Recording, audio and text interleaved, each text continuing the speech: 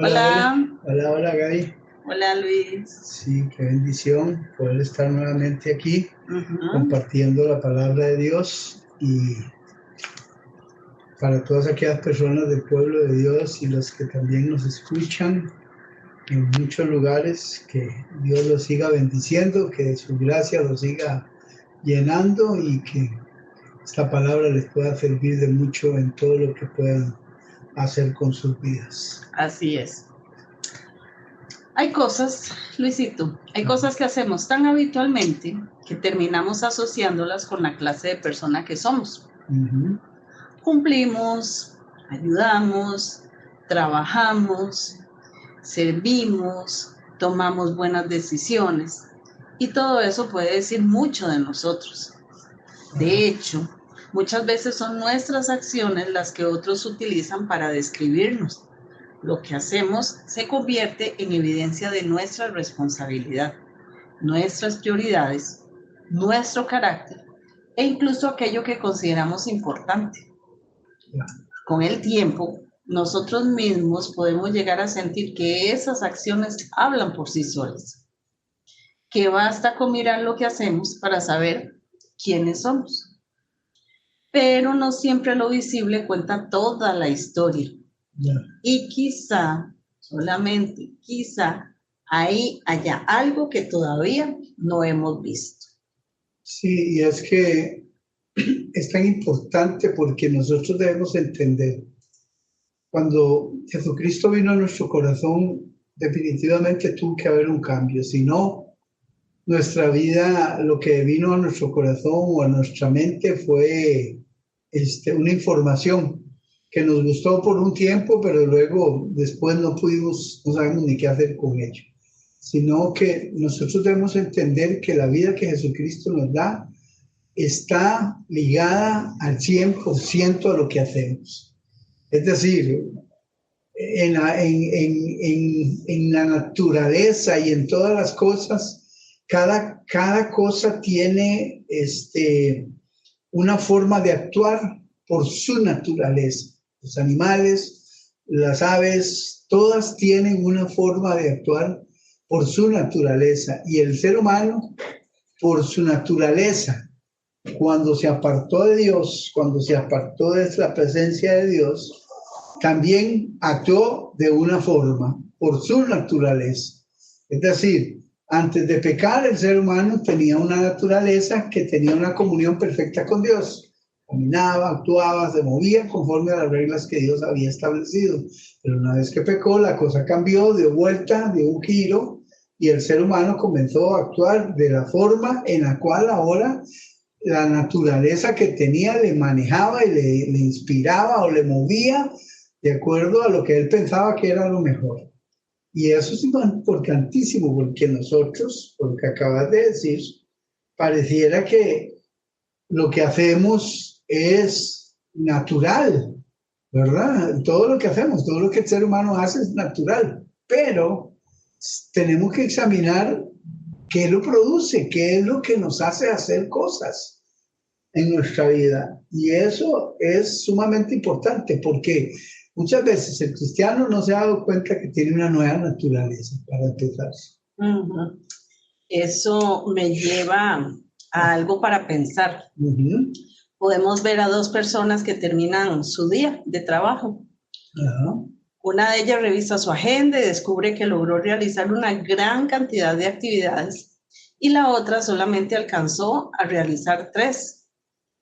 El asunto es que no necesariamente lo que se haga o deje de hacer o la cantidad demuestra quién aprovechó más el día o quién fue más productivo. Ajá. Porque hay una serie de elementos detrás de todo eso que no estamos viendo. Así es. Uh-huh. Entonces, podemos entonces ir pensando en qué revelan mis acciones, qué están revelando mis acciones. Y entonces podríamos ir a una situación muy particular que vemos en Proverbios 31, del 10 al 29 y el versículo 31. El 30 no lo vamos a tocar todavía. Interesante, ¿verdad? Porque es un pasaje como que fuera exclusivo para las damas, Sí, pero en realidad, sí, a pesar de que es, porque dice que es para las damas. Está hablando de una dama. De una dama. Pero no quiero que se me adelante porque eso está muy bueno. Más adelante queremos descubrir esa parte que quiere soltar. Vamos a ir a Proverbios. Dice en la Nueva Versión Internacional. Ajá. Mujer ejemplar, ¿dónde se hallará? Es más valiosa que las piedras preciosas. Su esposo confía plenamente en ella y no le faltarán ganancias. Es como los barcos mercantes que traen de muy lejos su alimento. Se levanta de madrugada, da de comer a su familia y asigna tareas a sus criadas. Calcula el valor de un campo y lo compra. Con sus ganancias planta un viñedo. Decidida se ciñe la cintura, pues sus brazos están fuertes para el trabajo. Se complace en la prosperidad de sus negocios. No se apaga su lámpara en la noche. Con sus manos sostiene el telar y con sus dedos maneja el hilo. Tiende la mano al pobre y con ella sostiene al necesitado. Si nieva, no tiene que preocuparse de su familia, pues todos están bien abrigados. Prepara las mantas para su cama. Se viste de lana color púrpura y tela de lino fino. Su esposo es respetado en las puertas de la ciudad. Ocupa un puesto entre las autoridades del lugar. Confecciona ropa de lino y la vende. Provee cinturones a los comerciantes. Se reviste de fuerza y dignidad y afronta segura el porvenir. Cuando habla, lo hace con sabiduría. Cuando instruye, lo hace con amor. Está atenta a la marcha de su hogar y el pan que come no es fruto del ocio. Sus hijos se levantan y la felicitan. También su esposo la alaba. Muchas mujeres han realizado proezas, pero tú las superas a todas. Sean reconocidos sus logros en la puerta de la ciudad. Sean reconocidos sus logros y en las puertas de la ciudad sean alabadas sus obras. Esto es tan tremendo porque, como decías hace un rato, podemos, y de hecho está refiriéndose directamente a una mujer que tiene una serie de cualidades que la describen. Y entonces nos vamos al origen de esto, porque si lo leemos, yo no lo hice, pero en la Nueva Versión Internacional viene cada letra del alfabeto es una de las partes de este poema, porque así se determina. Y entonces descubrimos que hay dos palabras ahí que definen no solo una mujer virtuosa como tal, porque el significado es mucho más amplio. Es una mujer de valor, una mujer de fortaleza, pero también es de capacidad y carácter noble. Entonces estamos viendo una serie de cualidades que incluso si le quitamos mujer de valor y ponemos la palabra persona de valor, fortaleza, capacidad y carácter noble, estamos definiendo no a una mujer solamente, sino a cualquier persona que quiera y que puede tener eso para que pueda manifestar lo que hay ahí. Y no me quiero adelantar a otras cosas que vamos a tratar más adelante. Ya. Sí, yo creo que aquí hay algo que es muy importante que nosotros lo entendamos. Dios, que es quien escribe su palabra y nos da su palabra por medio de los hombres que decidió escoger. Y aquí el que está escribiendo es Salomón, hombre sabio. Tremendamente sabio. Que se relacionó con muchas mujeres, por cierto. Sí. ¿Verdad? Y vio de diferentes culturas. Y vio muchas cualidades en muchas mujeres.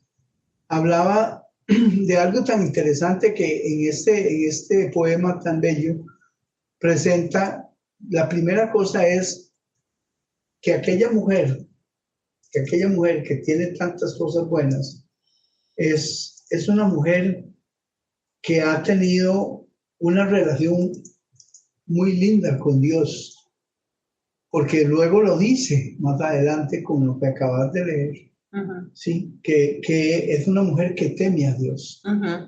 Porque muchas veces las mujeres leen este poema y por su naturaleza, que dije al principio, por la falta de haber cambiado su forma de vivir, su corazón sigue viviendo de acuerdo a las costumbres de este mundo.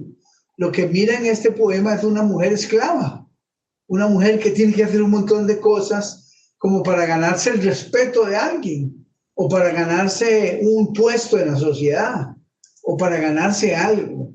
Pero la verdad es que Dios califica a las personas de acuerdo a su relación con Él. Sí, porque dice, y todavía dice así, mujer virtuosa, ¿quién la hallará? Porque su estima, él valora la estima, el valor que tiene esa mujer, porque la gente dice, no, Dios no valora a la mujer en esos tiempos no valía nada, pero estamos hablando de los principios del pueblo de Israel, cuando los reinados estaban comenzando, ¿verdad? El tercer reinado es el de Salomón, y están hablando de esto, está hablando de una mujer y cómo la veía realmente el Espíritu Santo de esa mujer, y no como los hombres han querido colocar a las mujeres no solo en ese tiempo, actualmente, ¿ya? Y que la mujer ha tenido que buscar un montón de medios y cosas para sobresalir, cuando Dios mismo ha dicho que una mujer la tiene en alta estima, pero no solo por lo que hace, sino por lo que ella es, ¿ya? Porque en esto es donde viene la diferencia entre todo eso. Estamos hablando, porque podemos hablar de todas las virtudes que ella tiene, que la presenta la palabra, las que acabas de leer, que son muchas.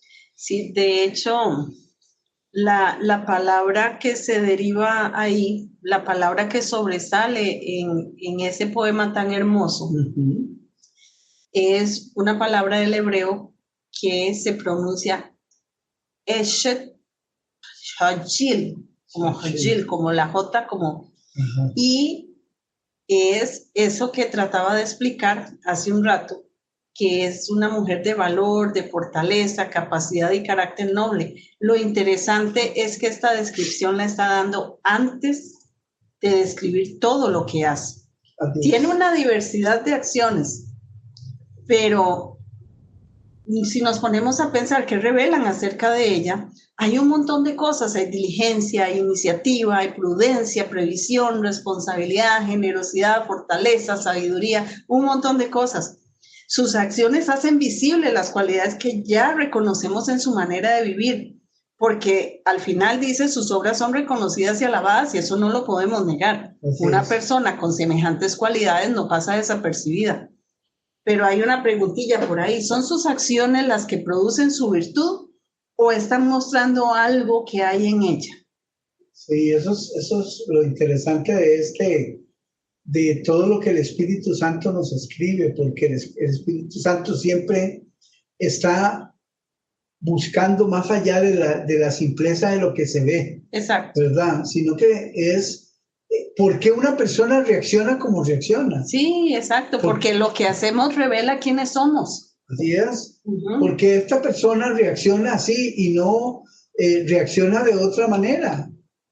Porque yo pienso que lo que ha pasado con la mujer es que el mundo mismo ha querido elaborar un sistema para la mujer, la ha colocado en una posición. Para el ser humano en general, porque también a los hombres se les ha colocado en una posición muy cuadrada, a la mujer y al hombre muy cruel. Así porque es. Para salirme un poquito del tema, he ido aprendiendo muchas cosas en estos días y una de ellas es ver que a veces a los hombres se les quiere presentar como rudos, como fuertes, como más potentes. Y sí, es cierto, son más fuertes, tienen más capacidad en algunas cosas que nosotras las mujeres, pero cuando eso se pone como un estándar para él todo el tiempo, no le da la oportunidad de sentirse frágil por un momento, de sentirse que que hay momentos en donde pierde su compostura. Y eso es parte de esa belleza masculina que tiene el hombre. No siempre es ser fuerte, ni tampoco la mujer, que lamentablemente se ha colocado como solo la parte de la sensualidad y de esta línea, para no ser tan explícita en estos temas, ni nos interesa porque estamos entrando en otras cosas, pero colocan al hombre de una manera y a la mujer de otra, sin entender que hay un montón de matices en el medio que nos permiten descubrir la belleza de lo que Dios hizo en cada uno, lo que los distingue, que los hace preciosísimos, porque la palabra dice que Dios todo lo hizo hermoso en su tiempo, no una belleza física, porque eso lo hemos visto muchísimas veces, que si nos vamos a la historia, ha cambiado mucho lo que es la definición de belleza. Hubo hace muchos años en donde ser un poquito voluptuosa la mujer, eso era belleza. Después ya cambió para otra cosa, después volvió a cambiar a otra, y ahí ha seguido cambiando, y estamos hablando de tal vez menos de un siglo en donde han cambiado mucho los conceptos de belleza. Pero cuando Dios dice hermosura, que Dios lo hizo todo hermoso en su tiempo, y habla y reconoce unas características tan hermosas de una persona, y en este caso particular de una mujer, uno dice, de verdad que esto sobrepasa las piedras preciosas, porque es algo más allá de lo que se ve. Sí, y hay que ver que también ha habido mano de alguien que ha querido destruir la humanidad, no solamente al hombre y a la mujer. Sí, ha querido destruir niños, ha querido destruir todo. Por supuesto. Todo lo que vaya relacionado con la humanidad, porque odia al creador de las cosas. Sí. Y ha inventado muchas cosas que desgraciadamente las personas las han tomado como las bases para sentir que son o no son valiosas o importantes. Sí, y entonces en esto debemos entender aquí, cuando habla de una mujer activa que tiene un montón de cualidades preciosas, está hablando primero que es una mujer que es una mujer que teme a Dios, ¿verdad? Es una mujer que está ahí en un punto donde actúa por algo. Tiene una razón de ser, una raíz que hace que eso se manifieste. Por eso es interesante un siguiente punto que tenemos acá, porque podemos ver una condición muy perfecta, por decirlo de alguna manera, de lo que se llama la mujer virtuosa. Tiene una serie de condiciones favorables para aparentemente comportarse o desarrollar todo lo que ella tiene. Pero vamos a ir a Ruth capítulo 2, del versículo 2 al 12, y después en el capítulo 3, el versículo 10 y 11. Igual, nueva versión internacional. Okay. Y sucedió que Ruth, la moabita, dijo a Noemí, permíteme ir al campo a recoger las espigas que vaya dejando a alguien a quien yo le agrade. Anda, hija mía, respondió su suegra. Ruth salió y comenzó a recoger espigas en el campo detrás de los segadores. Y dio la casualidad de que el campo donde estaba trabajando pertenecía a Booz, el pariente de Elimelech.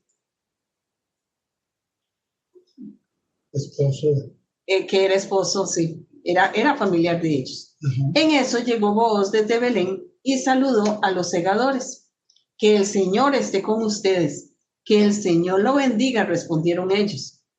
¿De quién es esa joven?, preguntó Booz al capataz de sus segadores. Es una joven moabita que volvió de la tierra de Moab con Noemí, le contestó el capataz. Ella me rogó que la dejara recoger espigas de entre las gavillas, detrás de los segadores. No ha dejado de trabajar desde esta mañana que entró en el campo hasta ahora que ha venido a descansar un rato en el cobertizo.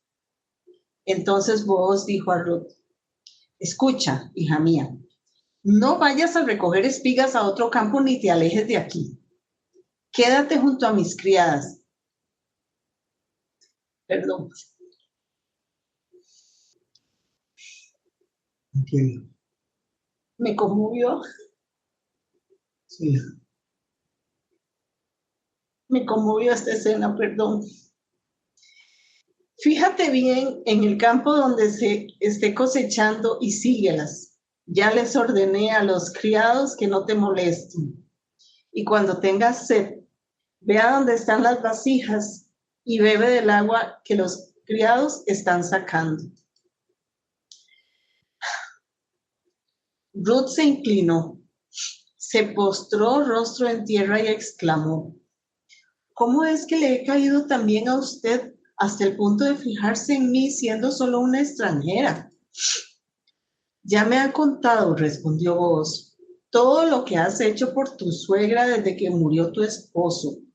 Cómo dejaste padre y madre, y la tierra donde naciste, y viniste a vivir con un pueblo que antes no conocías. Que el Señor te recompense por lo que has hecho. Que el Señor, Dios de Israel, bajo cuyas alas has venido a refugiarte, te lo pague con creces. Aleluya. Que el Señor te bendiga, hija mía. Esta nueva muestra de lealtad de tu parte supera la anterior, ya que no has sido en busca de hombres jóvenes, sean ricos o pobres. Y hasta ahora, hija mía, no tengas miedo. Perdón, y ahora, hija mía, no tengas miedo. Haré por ti todo lo que me pidas. Todo mi pueblo sabe que eres una mujer de noble carácter. Y perdón que me conmueva hasta las lágrimas, porque me imagino una mujer tan tremenda. Viene de un pueblo totalmente diferente. No conoce a Dios. En ese pueblo eran idólatras. Dios.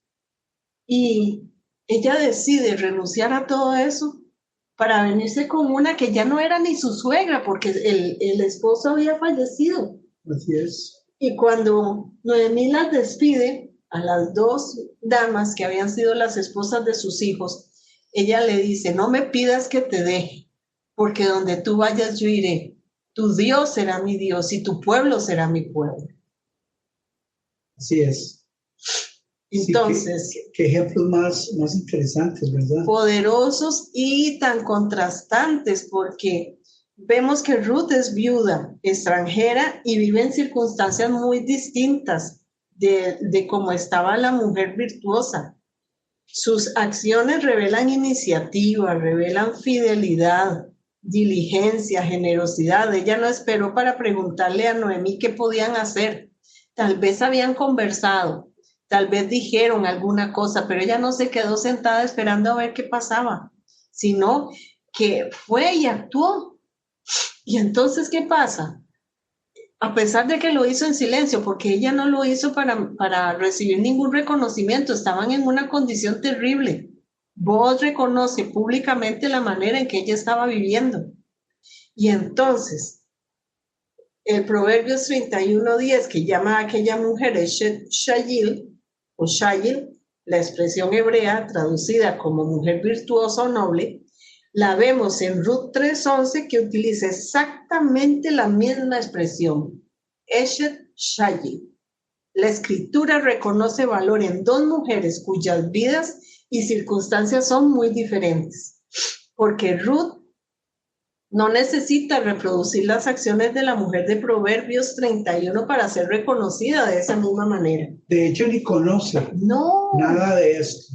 Es una mujer que llega, y es tan importante esto que acabas de exponer, porque tenemos a una mujer como la mujer virtuosa que tiene su hogar, sus hijos. La escritura dice que tiene hijos, que tiene un marido, que es una mujer que ha prosperado, es una mujer sabia, inteligente y valiosísima. Pero Ruth es usada la misma palabra, con Ruth, una extranjera. En condiciones opuestas totalmente, viuda, sin hijos. Quebrada, sin dinero, pero con una actitud que la palabra de Dios utiliza la misma palabra. Es una mujer virtuosa y noble por la calidad de persona que es. Porque vos no lo está diciendo por el trabajo que ella está haciendo, no. Está diciéndolo por lo que la gente ha dicho, de la actitud que ella tuvo de dejar su pueblo, de dejar sus padres, de dejar todo para seguir con aquella mujer que ya no era ni su suegra porque había fallecido el habían esposo. fallecido su esposo, ya no tenía ni suegro, no tenía ni cuñado, ella era sola. Y algo, Noemí. sí, y algo interesantísimo. Había un sistema hebreo, que por eso es que ahí en Ruth capítulo 3 lo habla, que era que el familiar más cercano era la condición que se casara con la viuda para poder dar hijos al fallecido si no lo sabía. Así es. Normalmente era el hermano del fallecido. En este caso, de hecho, Noemí le dice en una oportunidad, cuando le está insistiendo que quiere venirse con ella, le dice, yo no estoy ya ni en edad de tener otro hijo para que tú lo esperes a que crezca y se case contigo. No hay ninguna esperanza ni ninguna posibilidad de que yo pueda restaurar la posición que tú tenías como esposa. Y entonces vemos esa determinación tan tremenda de Ruth, donde vemos una virtud que está en la mujer de Proverbios con todo lo que tenía su esposo, económicamente bien, hijos, criadas, negocios, y una mujer como Ruth, extranjera, viuda y todas las condiciones. Y extremadamente pobre. Pero la virtud era la misma, porque si lo vemos, dice que extiende su mano al menesteroso. Ella lo hizo con Noemí. Con la suegra, sí. Sí, entonces vemos que la virtud puede hacerse visible de maneras diferentes. Entonces, ¿qué es lo que realmente define esa virtud? ¿No es lo que se hace? No. Sí lo manifiesta, no sí son lo las revela. Condiciones en las que estoy. No, definitivamente no, porque la virtud no tiene una sola forma. Entonces, podríamos ir algo más profundo y pensar que está en la raíz de dos circunstancias diferentes, dos casos diferentes, con un montón de cosas totalmente contrarias y vemos similitudes. Vamos a ir a Proverbios 31, 26, Proverbios 31, 30 y Proverbios 9, 10. Dice en el 26, cuando habla, lo hace con sabiduría. Cuando instruye, lo hace con amor. El 30. Engañoso es el encanto y pasajera la belleza. La mujer que teme al Señor es digna de alabanza. Así es. Y Proverbios 9:10 dice, el comienzo de la sabiduría es el temor del Señor. Conocer al santo es tener entendimiento. Entonces vemos que las acciones de estas dos preciosas mujeres revelan sabiduría. Y una cosa que vemos en este versículo 30, que no lo había querido leer al principio, es que el poema destaca finalmente a la mujer que teme al Señor. Y después vemos en Proverbios 9:10 que nuevamente abre ese espacio y le da más protagonismo. El temor del Señor es el principio de la sabiduría. Entonces el temor del Señor no es una cualidad más de la lista. Es la raíz que hace que todo eso salga, que ella pueda hacer y hacer todo lo que es. Así es. Entonces, algo interesante, la virtud no se construye copiando acciones, nace de una vida orientada por el temor del Señor. Y es muy importante porque nosotros vivimos en una sociedad que lo que hace es que copiemos las actitudes. Que imitemos, porque si aquel triunfó de esa manera, yo también lo puedo hacer, o si aquel fue reconocido así, yo quiero ser reconocido de esa forma. Y qué frustrante es. Sí. Qué frustrante, porque nunca vas a llegar a un estándar donde te sientas pleno. Y es que, desgraciadamente, y lo digo así con esta palabra, en muchos lugares ya tienen los estándares definidos. Sí. Y entonces lo que vos haces es entrar a esos estándares. Y si vos los llenás, entonces ya sos miembro, ya sos parte de. Relativamente, porque siempre te van a estar demandando algo más. Y entonces, para convertirte en el santo o la persona, el creyente. El reconocido como, Sí. como una etiqueta que le ponen al frente. Tenés que ser el que imite al que ha establecido esos parámetros para seguir. Porque si yo no los imito y no los imito, ya yo no soy parte de. Ajá. Y si los imito, pierdo parte de mi vida, de mi forma de ser. De tu identidad, Sí. de lo que Dios te dio, esa individualidad preciosa. Y entonces ya yo no soy aquella persona, ya no puedo ser alegre porque en ese lugar las personas que son muy alegres no calzan, porque la santidad no es de andarse riendo, es de andar serio, es de tener una cara... Y todavía andarse riendo se entiende porque no todo el tiempo uno va a estarse riendo. Sí. Yo iría más profundo. Ajá. No podés tener la creatividad de ser ocurrente, que de pronto ves una situación, y yo lo digo así porque vos sos de esa manera. Sos una persona tan creativa y a mí me deleita, me fascina escucharte cuando sos vos, cuando haces una salida de algo que yo ni me imaginaba, pero es muy tuyo, es lo que sos vos. Pero si yo trato de hacerlo imitándote a vos, ya pierde la gracia. Yo tengo mi manera de ser y nos dio Dios esa individualidad para complementarnos. Sí, y es que el asunto de esto es que cada vez que se enseña sobre ciertas cosas de la Biblia, dice, es que debemos imitar a esa mujer. Ya, no, y esa mujer tiene sus cualidades, tienes todas esas virtudes que ha ido en un progreso, irlas metiendo, Desarrollándola. pero es desarrollándola porque tiene una virtud. Un real, punto, una raíz. Ajá, que es un corazón que teme a Dios y actúa bajo el temor de Dios. Sí. Entonces, pero si yo llego a un lugar donde me cambian totalmente mi forma de ver la vida, mi forma de pensar, mi forma en el sentido de mi propia personalidad, tengo que cambiarla porque tengo que hacerla igual a la de fulano de tal. Porque esa es la norma. Donde todos, y al final todos terminamos siendo robots que van haciendo las cosas ahí, porque te aseguro que cuando salen de ahí cambian. Por eso entonces vemos una secuencia. Temor del Señor. Esto te lleva a sabiduría, pero la sabiduría a manera de vivir y la manera de vivir a obras visibles. No es al revés, sino que la raíz, como decía hace un rato, es el temor del Señor. Entonces, ¿dónde comienza la virtud que muestra estas dos mujeres que vemos? En el temor del Señor. Así es. Hay un detalle con todo esto. Entonces, podríamos decir entonces que basta con hacer lo correcto. Vamos a ir a Marcos 10, 17 al 22. Cuando Jesús estaba ya para irse, un hombre llegó corriendo y se arrodilló delante de él. Maestro bueno, le preguntó, ¿qué debo hacer para heredar la vida eterna? ¿Por qué me llamas bueno? Respondió Jesús. Nadie es bueno sino solo Dios. Ya sabes los mandamientos. No mates, no cometas adulterio, no robes, no presentes falso testimonio, no defraudes.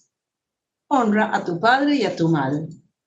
Maestro, dijo el hombre, todo eso lo he cumplido desde que era joven. Jesús lo miró con amor y añadió, una sola cosa te falta. Anda, vete, vende todo lo que tienes y dáselo a los pobres y tendrás tesoro en el cielo. Luego ven y sígueme. Al oír esto, el hombre se desanimó y se fue triste porque tenía muchas riquezas. Esta persona pregunta a Jesús qué es lo que debe hacer. De hecho, señala conductas correctas que ha practicado desde joven. Jesús no niega lo que afirma, lleva al encuentro a algo más profundo. Ante lo que Jesús le pide, se entristece y se marcha. ¿Por qué?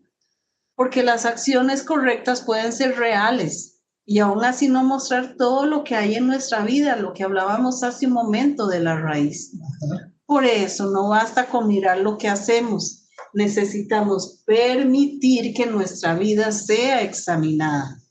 Porque el propósito, como decías hace un rato, no es construir una apariencia correcta, entre comillas, sino que nuestras acciones reflejen lo que realmente gobierna en nuestra vida.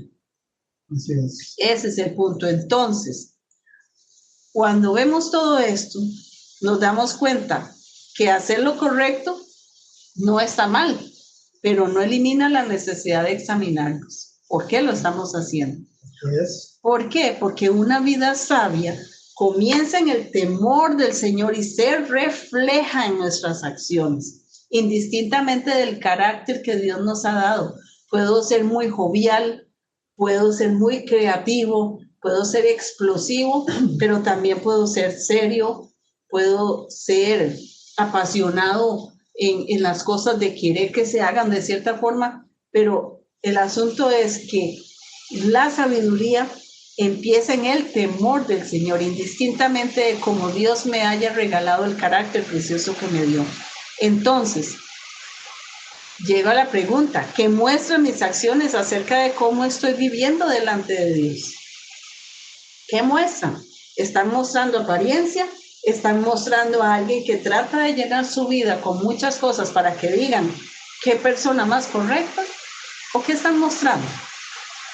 Sí, y esto va a depender de nosotros, porque todo lo que hacemos ahora lo hacemos porque amamos al Señor Jesús.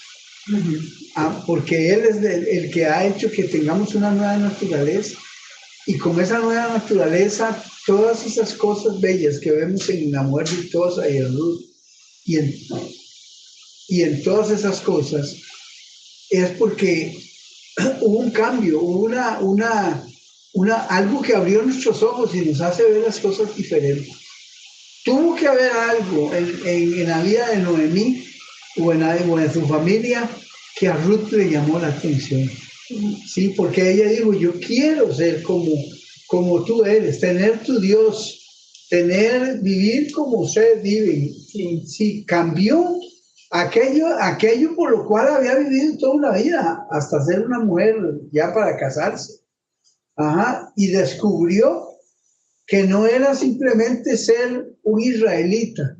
Así es. Descubrió que era tener temor a Dios, vivir para Dios, honrar a Dios, y se dio cuenta cómo lo podía hacer y comenzó a practicarlo con su suegro en los momentos más difíciles, en los momentos más incómodos, cuando la cuestión no estaba bien. Ella dio la mano, metió mano y salió adelante. Y se convirtió en una israelita de corazón, no de nombre. A tal punto que de Ruth viene Jesús. Así es. ¿Verdad? En su genealogía. Que Dios los bendiga mucho.